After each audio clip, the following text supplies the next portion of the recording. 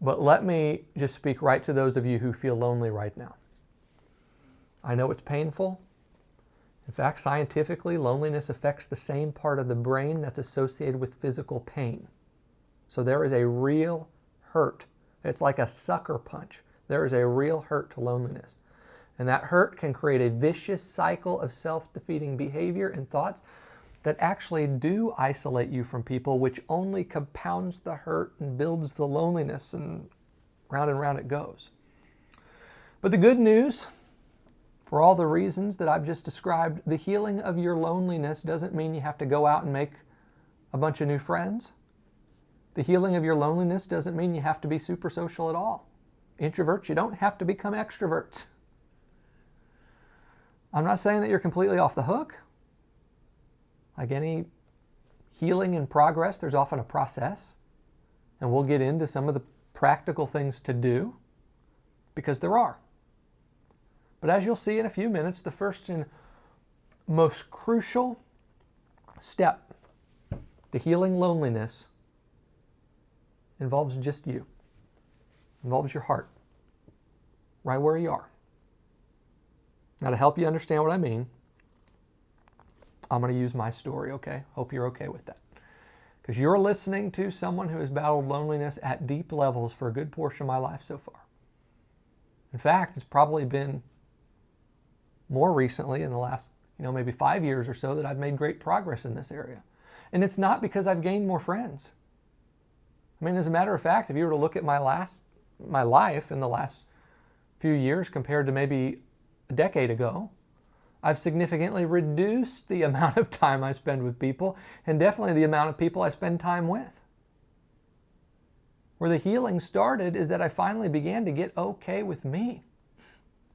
I finally stopped being ashamed of me, which led me to the right people, even if it's just a few of them. Little backstory. Those of you who've followed me for a while, if you've read any of my books, been through my e-courses, followed me, social media, wherever, you have undoubtedly heard me talk about what my childhood was like and some of the pain in childhood that I had while growing up. Now, it wasn't from a lack of people or even good people. I have 2 good parents, 3 older brothers. Everyone was very present in my life, good family. But as far back as I can remember, for whatever reason, I just didn't feel understood by anybody, not even by my own family. When it came to kids my age, I didn't like many of the same things they did, and I didn't share many of their interests, from subjects of conversations to the kind of music that I listened to. I mean, it was always different. Then I became a Christian at 16 and broke the old family tradition, and then that added to it all the more. Nobody understood me. So what naturally happens when you feel misunderstood is that you begin to internalize it as something wrong with you. You think there's a reason why I don't relate to other people. There's a reason why other people don't seem to care about me or want me or accept me. And that reason must be me. I must be wrong. Well, that belief is called shame. And a lot of us have had it from childhood. Some of us, maybe it started later in life. It could be from some event in your life, maybe mistakes that you made, regrets that you have, struggles that you face, that make you believe that nobody can relate to you, that nobody would want to relate to you because you did something wrong, you feel something wrong, you are someone wrong. That's shame. As a child, the belief that I was someone wrong began to create a lens through which I saw everything.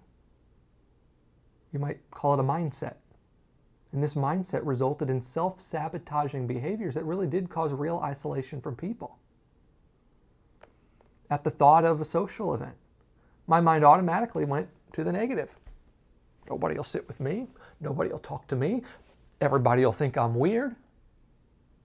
Those are the kinds of things that rolled through my mind even when I thought about talking to people. So that generally kept me isolated because I didn't take part in many social things. But even when I did kind of come out of my shell a little bit and did talk to people, still that insecurity in me kept me pretty much to myself or only to those with whom I was already familiar. I remember And it was probably my first year of college when I came back home and I was talking with some people from my high school youth group.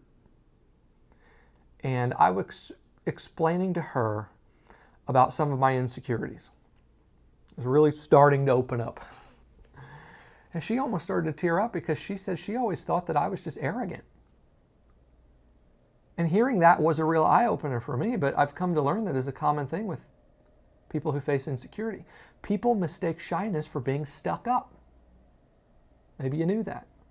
I thought people didn't want to be friends with me because of something wrong with me. I came to learn that other people didn't approach me because they thought that I thought something was wrong with them. I could tell so many stories about how this all affected me in self-defeating ways. But, I mean, you see how it creates behaviors that only perpetuate loneliness? And this feeling of loneliness lasted until my early 30s. It lasted through being part of large churches, being in leadership in ministries, having various groups of friends that I saw on a regular basis. I mean, there was a point in my life where I was with people almost all the time, and I probably felt lonelier than ever. And that's because though I was around a lot of people, I just didn't feel understood by people around me, and therefore I didn't feel totally connected, and that's what loneliness is. So my first step to healing my loneliness was to change how I see me. I had to stop seeing all my differences as disqualifiers. I had to stop seeing all my quirks as deficiencies. I had to stop seeing myself as wrong. And I had to start seeing myself as someone fearfully and wonderfully made in the image of God with differences either designed or at least redeemed for a greater purpose. Ephesians 2:10 helped me with this. It says, "For we are God's masterpiece. He created us anew in Christ Jesus so we can do the good things He planned for us long ago, before you or I were ever even conceived." We began as a plan in the mind of God. Get that? You began as a plan in the mind of God, and in creating you, He worked backward from that plan so that your personality, the shapes of your features, the way you think, the way you process information, a lot of the things that make you feel like you are an outsider are actually the things that God crafted in order for you to fit His plan. Now, sure, a lot of people won't get you because of some of those things. A lot of people may misunderstand you because of some of those things, but that's not a problem with you. I'm telling you, the sooner you're able to accept yourself and be yourself, the sooner you will find connection with the right people, even if it's just one or two. It's funny because just this last weekend, I attended a Super Bowl party with a church group, and there were probably 25 people there. Now, just 5 years ago, I probably would have tried to act like I was interested in the game in order to be accepted. And I would have left feeling lonely even though there were 25 people around me. But this time I showed up as me, Kyle, the guy who's never been interested in football and isn't going to pretend to be. And I had zero shame about it. And so I went and I sat outside on the back porch with maybe a few other people who were the same as me, and I just had the best time ever. Yeah, people may have peered out there being like, why is he sitting out there? Didn't bother me. And that's just how I try to approach things these days. I mean, my mindset has kind of become, take me or leave me, but this is me. And that kind of shame-free mindset has helped me connect with the right people fit for me. And I'll tell you, I feel more joyful and battle less moments of depression from finally feeling understood by just a handful of people these days than I ever did when I was spending time around a lot of people. Now hear me. And I say this with no condemnation. A lot of you are feeling lonely because you haven't found peace with yourself, so you can't be authentic. So please take this in, meditate on it, rehearse it, and repeat it until you believe it if you have to. You were fearfully and wonderfully made by God with qualities that fit you for a plan that He has. And even the sins and the struggles and the mistakes and the regrets that maybe you've accumulated along the way, those don't have to mean anything about you to disqualify you from relationship with anyone. And certainly not with relationship with God. If you are in Christ, the power of those things has been taken away. I know that doesn't mean everybody's going to forgive you. It doesn't mean everybody's going to understand you or like you or accept you. That's life. But you don't need everyone's acceptance anyway. It's as I've been saying, and I hope I'm being clear here, when you're able to be at peace with your past and your present, with what you did and who you are, you will naturally connect with people who get you, even if it's only a few.